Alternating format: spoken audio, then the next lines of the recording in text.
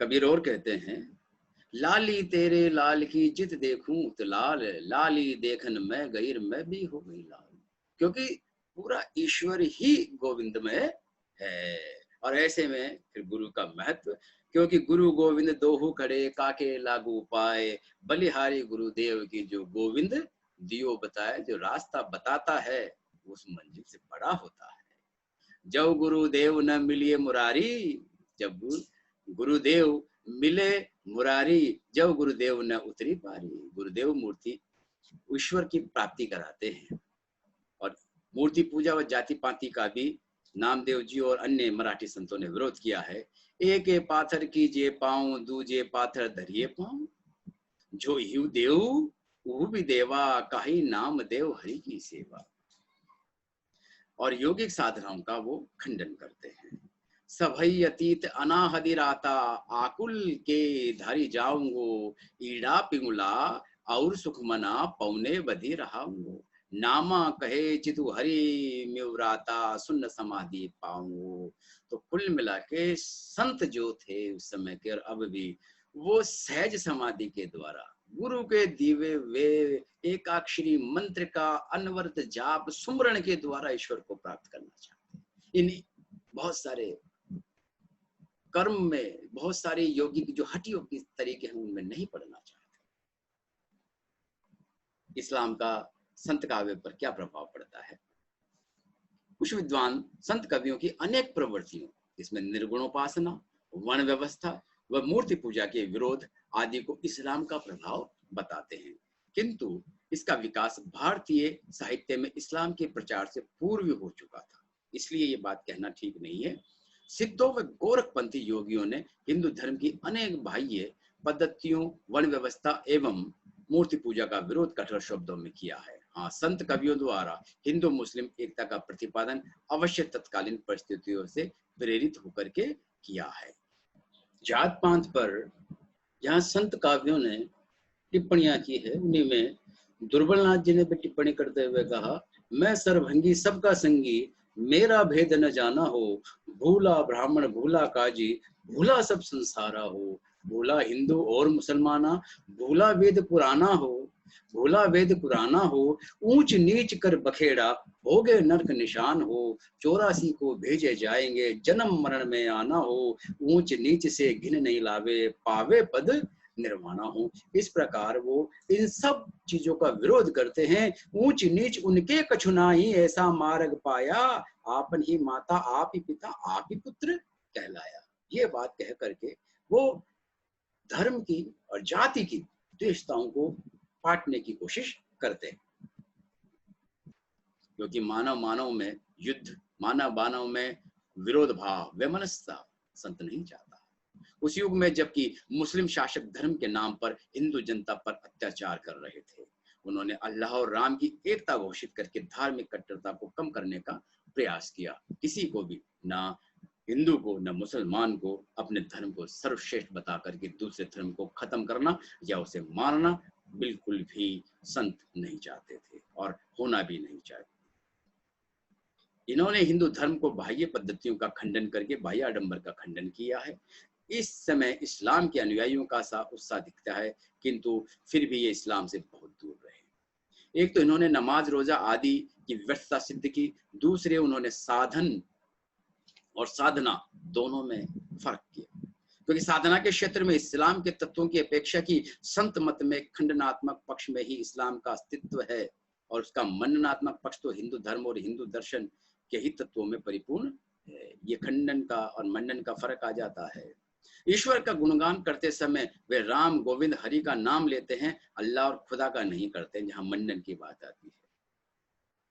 संसार की असारता को घोषित करते हुए अद्वैतवाद और माया की बात करते हैं, और मृत्यु के पश्चात मिलने वाले बहिष्ठ और आखिरी कलाम की नहीं, और विधि निषेधों की चर्चा में वे हिंदू शास्त्रों का आधार ग्रहण करते हैं, कुरान का नहीं करते हैं।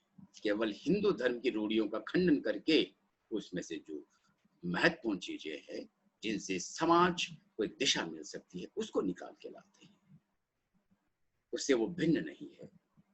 आर्य समाज को आज हिंदू समाज और हिंदू धर्म से भिन्न माना जाता है, क्योंकि उनके अनुयायियों ने भी संतों की भांति प्राचीन रूढ़ियों का खंडन किया था। उपयुक्त विवेचन से स्पष्ट है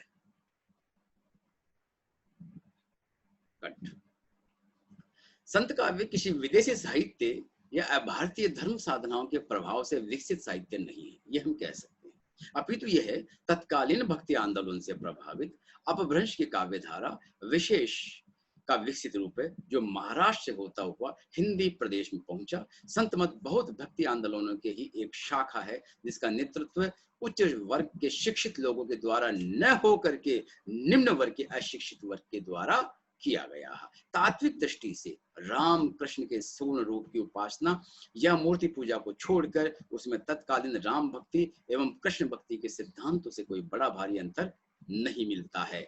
उस युग के बड़े बड़े मंदिर एवं उनकी स्थापित मूर्तियां उच्च वर्ग के अधिकार में थी, निम्न वर्ग के लोगों की पहुंच वहां तक नहीं थी। अतः इस वर्ग से संबंधित संतों का मूर्ति पूजा एवं मंदिरों की उपेक्षा करना स्वाभाविक ही थी, क्योंकि वर्ण व्यवस्था जाति पाति के कारण उन मंदिरों में इनका प्रवेश निषेध किया हुआ था।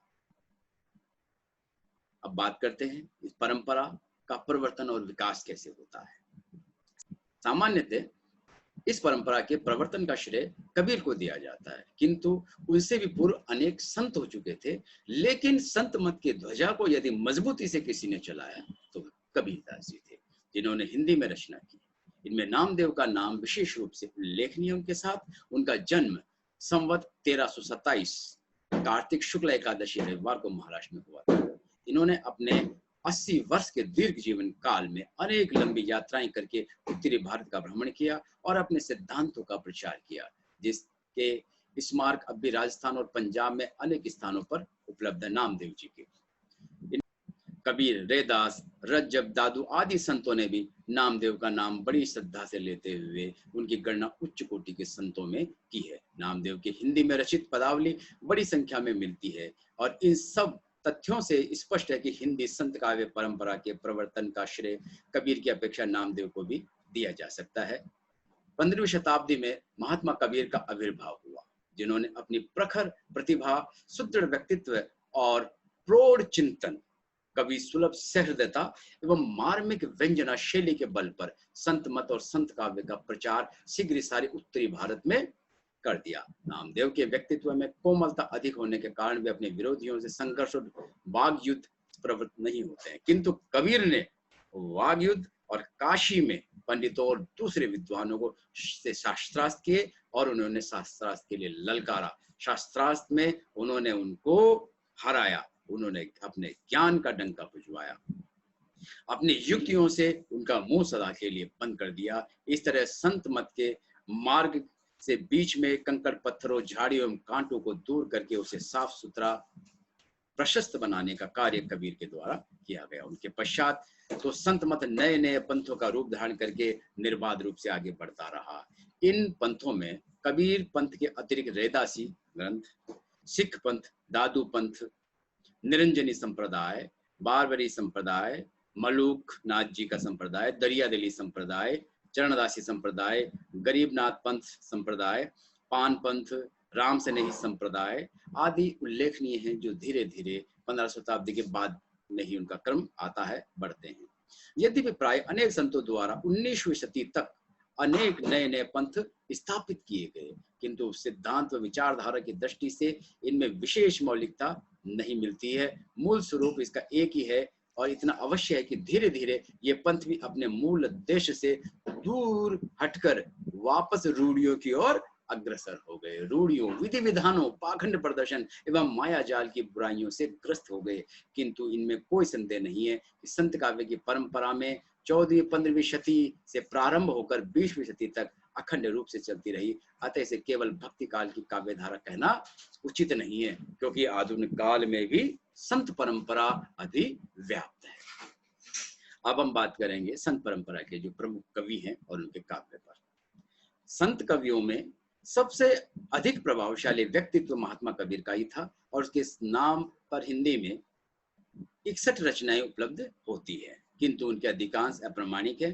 प्रामाणिक समझी जाने वाली रचनाओं में डॉक्टर श्याम सुंदर दास द्वारा संपादित कबीर ग्रंथावली, डॉक्टर राम कुमार वर्मा द्वारा संपादित संत कबीर और कबीर पंथियों के सांप्रदायिक ग्रंथ बीजक का उल्लेख किया जा सकता है। कबीर साहित्य को विशेष तरह से अगर देखा जाए तो उनकी विषय वस्तु की दृष्टि से 3 वर्गों में विभाजित किया जा सकता है, जिसमें अपने विचारों का प्रतिपादन उन्होंने किया है, जिसमें विभिन्न धर्मों व संप्रदायों की रूढ़ियों का खंडन किया गया है, और तीसरा जिसमें कवि और वाद विवाद और खंडन मंडन से ऊपर उठकर अपनी अलौकिक अनुभूतियों का प्रकाशन भावपूर्ण शब्दों में किया है। उनके कवित्व का सर्वोत्कृष्ट रूप तीसरे वर्ग के काव्य में है, जिसमें उन्होंने अपने अलौकिक प्रियतम के प्रेम की व्यंजना की है, ये उसमें मिलता है। रामानंद जी के शिष्यों में रैदास जी का उल्लेख किया जाता है, जो उच्च कोटि के कबीर भी रामानंद जी के शिष्य थे। रामानंद जी के दूसरे शिष्य रैदास जी थे, जिनका भी उच्च कोटि के संत कवि के रूप में नाम लिया जाता है। प्रसिद्ध भक्त कवित्री मीरा ने भी उनके पदों में इनका स्मरण गुरु के रूप में किया है। रैदास जी का स्मरण मीरा ने वैष्णव भक्ति में, मीरा वैष्णव भक्ति में थी, लेकिन फिर भी संत मत के जो निर्गुण मार्गी थे रविदास को उन्होंने अपने पदों में उन्हें गुरु के रूप में याद किया है। रैदास जी के कुछ पद गुरु ग्रंथ साहब में संकलित हैं।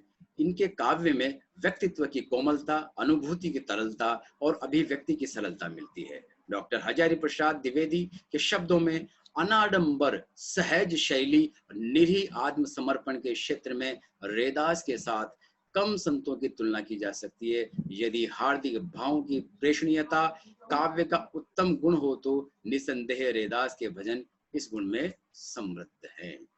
कबीर के अनुयायी संत कवियों में धर्मदास जी का नाम उल्लेखनीय है। अपने गुरु की वाणी का संग्रह बीजक के रूप में करने का श्रेय इन्हें ही दिया जाता है। सिख धर्म के प्रवर्तक गुरु नानक साहब का भी संत कवियों में बहुत ऊंचा स्थान है। इनकी रचनाएं गुरु ग्रंथ साहब में संकलित है, जिनमें निर्गुण ब्रह्म की उपासना, संसार की क्षण भंगुरता, माया की शक्ति, नाम जप की महिमा, आत्मज्ञान की आवश्यकता, गुरु कृपा का महत्व, सात्विक कर्मों की प्रशंसा आदि विषयों पर विचार प्रकट किए हैं। कबीर की भांति जीव हिंसा, मूर्ति पूजा, बाह्याचारों का खंडन आपने भी निर्भीकता पूर्वक किया है। इनके भक्ति संबंधी उद्गारों में हृदय की सच्ची अनुभूति मिलती है। उस समय के संत सबका एक ही तरीके का सोचना था और सबका जीव हिंसा से दूर रहना, मूर्ति पूजा और बाह्य आडंबरों का विरोध करना गुरु का महत्व, ये बड़ी बड़ी बात है। क्योंकि गुरु के दिए हुए सहन से, गुरु के दिए हुए शब्द से ही आदमी ईश्वर की प्राप्ति कर सकता है। संत परंपरा के अन्य महत्वपूर्ण कवियों में दादू दयाल, सुंदरदास, रज्जब, यारी साहब, पलटू साहब, मलुकदास जी, प्राणनाथ जी आदि का प्रसिद्ध रूप से नाम लिया जा सकता है। कवित्रियों में दयाबाई व सहजोबाई ने उत्कृष्ट कोटि की काव्य रचना की। इसी में अलवर के बिचगांवा में जन्मे श्री द्रुबलनाथ जी का भी जिक्र करना जरूरी है। उन्होंने भी अनुभवात्म प्रकाश के माध्यम से लगभग 1396 वाणियों का संकलन किया। बांदीकुई में इनका समाधि स्थल है। आज भी इनके साहित्य को लेकर के ये चर्चा की जाती है कि इनका साहित्य भी उसी उच्च कोटि की परंपरा में, जिसमें कबीर और दादू या नानक साहब का साहित्य मिलता है, उसी तरीके का साहित्य इनका भी उपलब्ध है। दादू दयाल जाति के धुनिया थे तथा उन्होंने दादू पंथ की स्थापना की। इनके काव्य में भी ईश्वर की व्यापकता, हिंदू मुस्लिम एकता, संसार की अनित्यता, अलौकिक प्रेम और विरह का चित्रण है। दादू की वाणी में यद्यपि कबीर का सा उक्तियों का चमत्कार नहीं मिलता है। कबीर तो वाणी के डिक्टेटर थे। हजारी प्रसाद द्विवेदी जी ने कहा है, कबीर तो वाणी के डिक्टेटर है। वाणी ऐसा लगता है कबीर के सामने नाच रही है। कबीर अनपढ़ थे, लेकिन भाषा का वो ऐसा प्रयोग करते थे, उनके व्यंगों में ऐसा प्रयोग किया जाता था कि जिसके लिए जो उन्होंने कह दिया कोई जवाब नहीं पड़ता था। कहा जाता है, अगर द्विवेदी जी की भाषा में ही कहें तो सिर्फ उस पीड़ा को सहन करके अपने कपड़े झाड़ करके चल देने के अलावा उनके पास कोई रास्ता नहीं होता था। ऐसी मार्मिक और व्यंग्यपरक बात कबीरदास जी कहते थे। खंडन मंडन में इनकी रुचि कम थी। इनकी भाषा में राजस्थानी का पुट अधिक है। दादू दयाल जी में इन्हीं के शिष्य सुंदरदास जी थे, जिनका दौसा में जन्म